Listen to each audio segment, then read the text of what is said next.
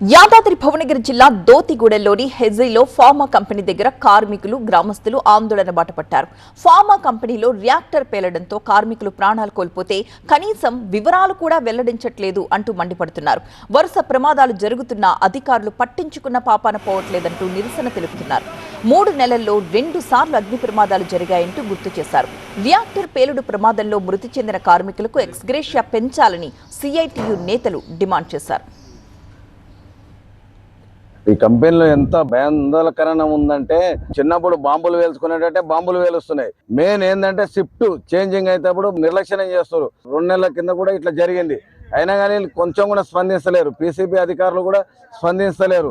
రోజు బాంబులతోటి చెలగాటం ఆడినట్టు ఉంది.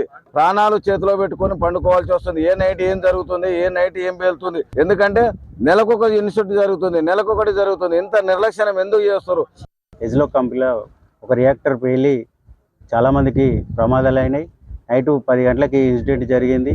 దీంట్లో 3 కార్మికులు గిట్ట మాకు చనిపోయారని సమాచారం ఉంది. ప్రజల ప్రాణాలు పోతున్నప్పుడు పీసీబీ అధికారులు ఎందుకు నిర్లక్ష్యం చేస్తున్నారు అనేది ఇప్పటికే సందిగ్ధంగా నడుస్తుంది. ఇట్లాంటి కంపెనీలను ఇక్కడి నుంచి తరలించాలని గత 20 ఏళ్ల నుంచి మేము ఉద్యమాలు చేస్తున్నా ఎవరు పట్టించుకునే నాదులు లేరు. మరి ఇక్కడ ఉన్నటువంటి ప్రజాప్రతినిధులు అందరూ ఈ కంపెనీలను తరలించాలని మేము అనేకసార్లు చెప్పినప్పటికీ ప్రజల యొక్క సమస్యలను పట్టించుకోకుండా మమ్మల్ని ఇబ్బంది పెడుతున్నారు. మరి రోజు చనిపోవడం పరిస్థితి.